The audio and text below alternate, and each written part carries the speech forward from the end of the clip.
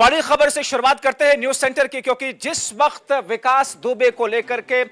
वहां के सीओ ने मौजूदा वक्त के उस वक्त के एसएसपी को चिट्ठी लिखी थी, खत लिखा था कि एसओ के खिलाफ में कार्रवाई की जाए, मगर वो कार्रवाई हुई नहीं थी। अब मौजूदा वक्त में वो डीआईजी एसटीएफ हो चुके हैं, लखनऊ के अंदर हैं। यानी कि उस वक्त कानपुर देहात के जो एसएसपी हुआ करते थे अनंत देव तिवारी, उनके खिलाफ में ऐसी खबरें R9 टीवी को मिल रही है कि जांच की प्रक्रिया की शुरुआत होने जा रही है। अनंत देव तिवारी के खिलाफ में जांच के लिए अब प्रक्रिया की शुरुआत की जा रही है, क्योंकि यही वो अनंत देव हैं जो उस वक्त कानपुर देहात के एसएसपी हुआ करते थे, जिनसे खदशा जाहिर करके जो दिवंगत मौजूदा वक्त में जो अब सीओ नहीं रहे, उनकी जान इस पूरे हमले में गई है। उन्होंने कई बार चिट्ठियां लिखी थी, कई बार इस बात का जिक्र किया था कि विनय तिवारी के खिलाफ में अंकुश लगाया जाए, क्योंकि विनय तिवारी का गठजोड़ जिस तरीके से विकास दुबे के साथ में और कई सारे और दूसरे लोगों के साथ में है, अगर ऐसा नहीं हुआ तो फिर आगे आने वाले दिनों में बड़े स्तर पर, बड़े पैमाने पर इसका खामियाजा भुगतना पड़ सकता है। और वही हुआ, वही अंदेशा जो कि उस वक्त उन्होंने करीब 9 बार चिट्ठियां लिख करके जताया था, वो अंदेशा हकीकत में कुछ इस तौर पर सामने आया, जिसमें हमारे 9 पुलिस कर्मियों की शहादत हुई है। तो कानपुर कांड से जुड़ा हुआ इस वक्त का सबसे ताजा, इस वक्त की अपडेट, सबसे बड़ी खबर कि मौजूदा वक्त में एसटीएफ के जो डीआईजी हैं अनंत देव तिवारी, उनके खिलाफ में जांच के आदेश दे दिए गए हैं। सूत्रों के हवाले से ऐसी खबर आ रही है। हमारा सहयोगी गगन मिश्रा हमारे साथ में फोन लाइन के जरिए इस वक्त में जुड़ रहे हैं। गगन, इस वक्त की बड़ी अपडेट होगी, हमारे साथ में सीधे जुड़ रहे हैं लखनऊ से गगन। गगन, क्या इसे माना यह जाए कि आधिकारिक रूप से जांच के आदेश दे दिए गए हैं, इस खबर की पुष्टि हो गई अनंत देव तिवारी के खिलाफ में?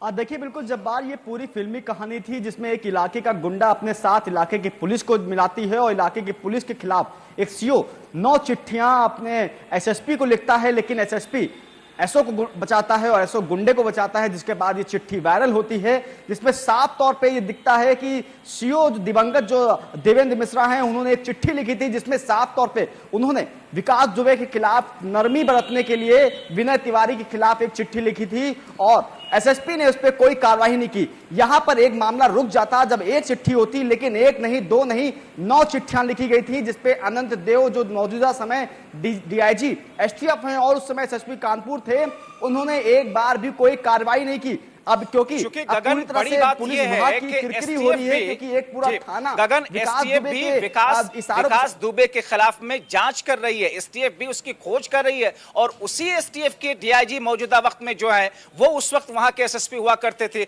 इनके ऊपर क्या ये माना जाए कि जांच में कुछ ऐसी चीजें मिलेंगी क्या? क्योंकि जो सीक्वेंस पूरी कहानी की बन रही है उसमें तो कहीं ना कहीं इनके ऊपर तो रडार जा रहा, सवालिया निशान तो खड़े हो रहे हैं।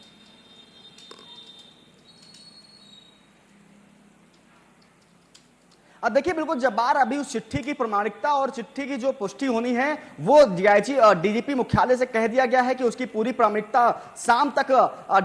डीजीपी मुख्यालय तक बताया जाए, जिसके बाद वो पता चल सके कि आखिरकार एसएसपी रहते हुए अनंत देव ने वो एसओ चौबेपुर के ऊपर क्यों कार्रवाई नहीं की, और जब उन्हें मालूम था कि वो विकास दुबे को संरक्षण दे रहा है तो आखिरकार वो थाने में कैसे तैनात रहा, और वो भी तब जब एक सीओ जो 3 थानों का मालिक होता है, यानी कि 3 थानों उसके अंतर्गत होते हैं, और अपने सर्किल के अंतर्गत किसी अपराधी के खिलाफ नरमी बरतने का एक आरोप लगाता है, तो कार्रवाई क्यों नहीं की? अब क्योंकि जब एसटीएफ पूरे मामले की जांच कर रही है और अमिताभ यश के लीडरशिप में पूरा एसटीएफ काम कर रही है, क्योंकि अनंत देव सेकंड चीफ हैं एसटीएफ के, यानी कि आईजी अमिताभ यश के बाद तुरंत अनंत देव का नंबर आता है, और इसीलिए गगन, चूंकि मामला बहुत संवेदनशील है, मामला बहुत गंभीर है जी, गगन, मैं इसको सिलसिलेवार तरीके से समझना चाहता हूं। अभी जांच की प्रक्रिया किस नजरिए से शुरू हो रही है? क्या मौजूदा वक्त के एसटीएफ के डीआईजी के ऊपर जांच के आदेश दिए गए, या उन चिट्ठियों को लेकर के अभी शुरुआत में जांच हो रही है कि उन चिट्ठियों की प्रामाणिकता क्या है?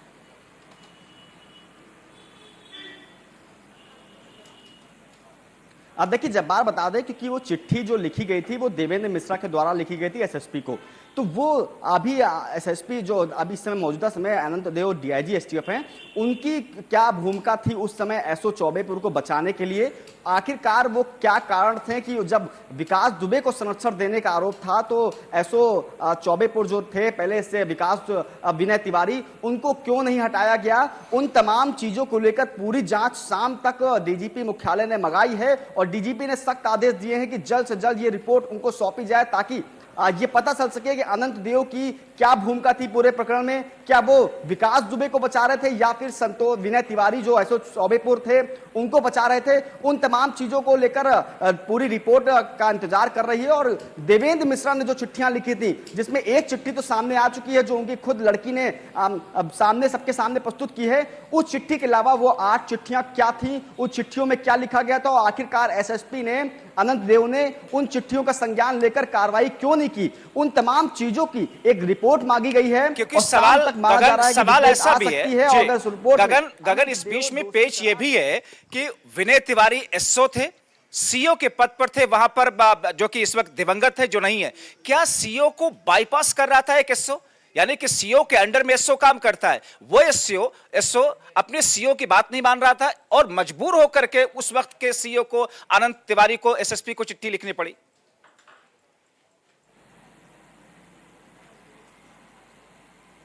देखिए, हम पूरी कार्यशैली अगर समझाने की कोशिश करें तो देवेंद्र मिश्रा जो सीओ बिल्लौर थे, उनके अंतर्गत 3 थाने थे जिसमें चौबेपुर थाना भी था। उसमें जो पहली चिट्ठी जो अभी वायरल हुई है उसमें साफ तौर पे लिखा है कि एक मामले को लेकर जब देवेंद्र मिश्रा ने जो आईओ थे, एक आईओ अधिकारी था, उसको बुलाते हैं, उनसे पूछते हैं कि उसमें एक धारा 386 लगाई गई थी, यानी कि किसी को जबरन वसूली करने का आरोप लगा था, उसमें धारा वो हटाई क्यों गई? तो उसमें साफ तौर पे उसके द्वारा कहा गया कि थाना अध्यक्ष ने आदेश दिया था कि ये 386 धारा हटा दी जाए। यानी कि चौबेपुर जो एसओ थे विनय तिवारी, वो सीओ को बिना बताए ही सभी फैसले ले लिया करते थे, वो भी ऐसे अपराधी के खिलाफ जो टॉप 10 अपराधी था उस थाने का। वैसे तो डिस्ट्रिक्ट का था, लेकिन डिस्ट्रिक्ट से किसी ने उसके ऊपर सब कोई ना कोई रहनुमा था जिसके चलते वो डिस्ट्रिक्ट में टॉप 10 में नहीं आ पाया था, लेकिन मौजूदा चौबेपुर थाने का टॉप 10 में नंबर 1 पे उसका नाम था। उसके ऊपर से इतनी गंभीर धारा हटाने का मतलब चौबेपुर विनय तिवारी की नरमी बरती जा रही थी विकास दुबे के लिए। इसी के चलते